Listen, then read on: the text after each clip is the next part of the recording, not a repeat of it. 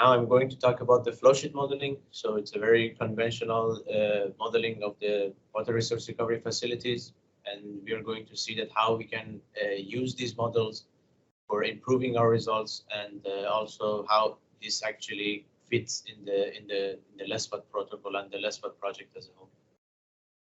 But if we take a look at the wastewater treatment process model as a whole, we can have different parts actually. So we start with the influent generation model. So we need a model to actually represent different components that we have.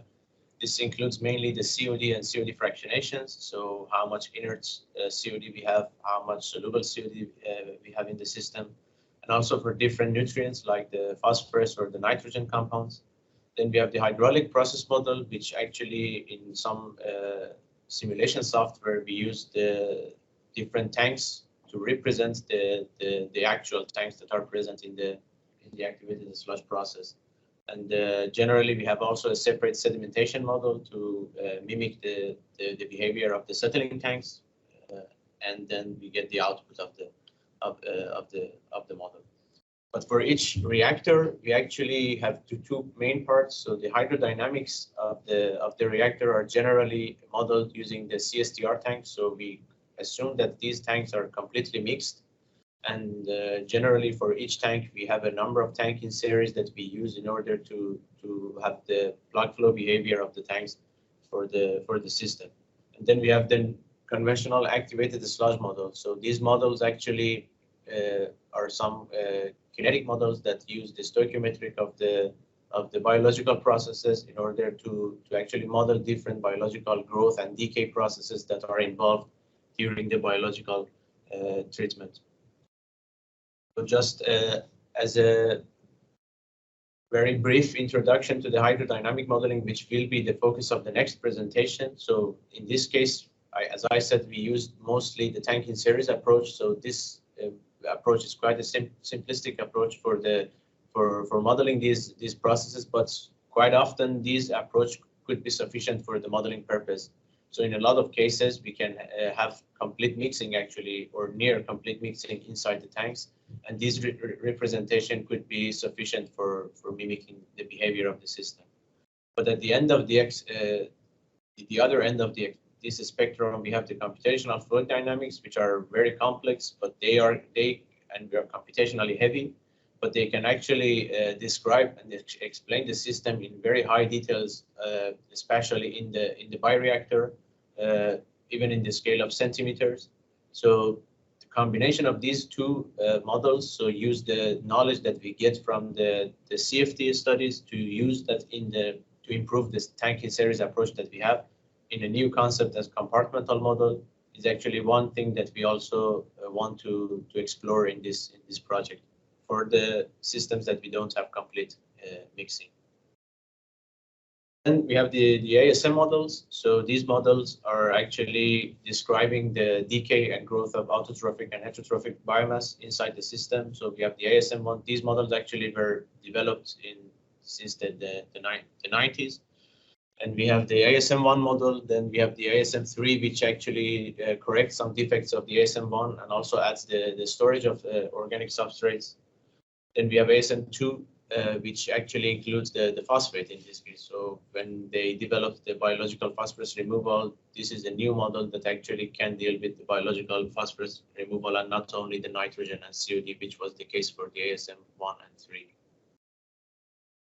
So generally, for building these flow sheets biokinetic models, we follow a calibration protocol. So we need the objective, obviously. So we specify the purpose of the modeling, why we do this, and what do we want to achieve, and what do we want to optimize, maybe. And then we have the configuration, so the plant layouts. So we actually generally build this in some simulation software like West or Sumo. There are a few options available. And then we collect data. So we have the data of the volume, so the geometry of the tanks in terms of the volumes, depth of the tanks, the flows, the influent load, the MLSS, and some of these data are actually used for running the simulations, and some of them are for the purpose of calibration and validation of the model. So in the next step, we generally calibrate the model. So we have many parameters inside the ASM models for the biokinetic and stoichiometric values, and we start actually with the sludge generally. So we build the mass balance of the solids, and if necessary, we move forward through the kinetic parameters, and if necessary, at the end to the stoichiometric. But these are the procedure that we follow for generally for the calibration of the models. And we both do it in the steady state and also in dynamic fashion. And after that, we need the validation of the model. So we, with the data that we already collected, we validate the data, for example, for the MLSS concentration inside the activated sludge tank. And this is an iterative process. So we change one parameter at a time, and then we check the output. And then if it will be necessary, we iterate this process until we get the satisfactory results actually for the model. And after that, so we have the validated and calibrated model, and we can use this model now for different purposes. And I'm going to actually show that how we can use this model within the context of LessWatt project. So within the context of LessWatt project, we first need to have a calibrated and validated model. So the model that can actually fits the historical data of the plant. So we collect the historical data, and following the protocol that I introduced, we actually calibrate and validate the model. And the idea is that if we have this model that can actually have a good prediction power for based on the historical data, then we can use this for some scenarios. So we define different scenarios for the future events. So, and then we test the performance of the system with these scenarios. So, for example, in the case of the Decoy Depot plant that was presented in the previous presentation, we saw that reducing the aeration could be one potential mitigation strategy. So this actually mitigation strategy, we are going to test this with this model that we built in order to see that if we actually reduce the aeration in order to save the N2O emissions or save some energy expenditure of the plant, how the performance of the system is going to be affected by this reduction.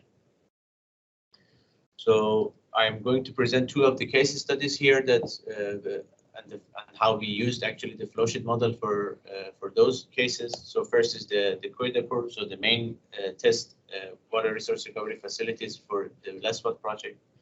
So for this plant, we knew out of the CFD actually results that will be presented in the next presentation that we have almost complete mixing in the tank. So we used the conventional tank in series approach here, and it was sufficient for the purpose of the modeling study here. So we have the denitrification, nitrification, conventional tanks. And then we calibrated and validated the model based on the historical data that collected for nearly 1 year of data. And this is the results of the effluent quality, which actually shows good results for generally good and acceptable results for the prediction power of the model, and also for the oxidation tank. So for the solids that are actually in the oxidation tank, so the nitrification stage, which shows a very good results actually for the prediction of the model. And also the aeration, you can see here the results of the dissolved oxygen concentration and airflow predicted by the flowsheet model compared to the experimental data. So now that we have this actually model that can be trusted to actually simulate the operating condition of the plant, we have used this for this scenario analysis. So the mitigation strategy that was proposed in the previous presentation, that was the less aeration, we have tested this with this model. So we actually reduced the aeration by 40% in this scenario, which is the green one. And we have tested and we have seen that the output of the model shows not very significant compromise on the treatment process. So we expect that if we reduce the aeration, we might have less nitrogen removal, for example. And we can see also that in the third graph of the effluent ammonia, but this actually happens in a few peaks and it's not significant. And this actually gives us the trust to go and test this mitigation strategy in practice. So in real operating conditions, because we expect from this model that is validated and calibrated that the performance is not compromised. For the second case study, we tested this for the Eindhoven plants, but for the Eindhoven plants, fortunately, we have actually extensive studies on the CFD computational fluid dynamics models of the plant, and we can see that we have quite high variations inside the bioreactor. So in this case, the reactor, and this outer ring is only the aeration part, is not completely mixed at all. So we can see under different operating conditions. On the left, we have the low airflow and inflow, and on the right, we have a scenario with higher load and higher airflow. We can see quite a lot of variations for the dissolved oxygen concentration inside the tank. So this suggests that probably the tank in series model is not sufficient for describing the behavior of the system inside this tank. So for this aim, we actually had the tank in series model as the first version. So we actually modeled it with the same concept as I introduced before. So each tank's anaerobic stage, anoxic and aeration is modeled using a number of tank in series. But after the CFD simulations and based on different scenarios that we have done with the CFD, we actually changed this layout to a compartmental model. So now, based on the local concentration of the oxygen inside the aeration zone, we have different compartments that are smaller actually volumes that are representing actually the local oxygen concentration for the aeration part. And these are actually interconnected with exchange flows. So this is for a better representation of the hydrodynamics that is happening in the bioreactor. The results, if we compare the results of the TIS tank in series model with the new compartmental models, we have seen good improvements, especially for the nitrate compounds in the anoxic zone, which is the one in the middle, and also in the outer ring. But yeah, still some discrepancies are visible with the data, especially on the right-hand side of the graph, which is related to the wet weather condition, which are obviously more difficult to actually represent. And this is the dissolved oxygen concentration. So the aeration actually prediction is also improved using the new compartmental model, especially for the peaks of the dissolved oxygen concentration. And then again, the same as the previous case, we used this validated calibrated model, so the new compartmental model, to actually test the scenario. So the results of the N2O was not actually presented in the previous presentation, but based on the N2O risk assessment model, we have defined a new mitigation strategy for the N2O. So we decided to reduce the range of the oxygen, so increasing the minimum value and decreasing the maximum value in order to actually decrease the risk of the N2O for both operating condition with much dissolved oxygen concentration and low concentration. And in the bottom graph, we can see that actually this is the ammonia for the effluent, and we can see that it's not actually, again here, that much compromised with the new mitigation strategy that we proposed. And also based on this, we trusted the results of this scenario, and because of that, we went to a new measurement campaign to test actually this mitigation strategy.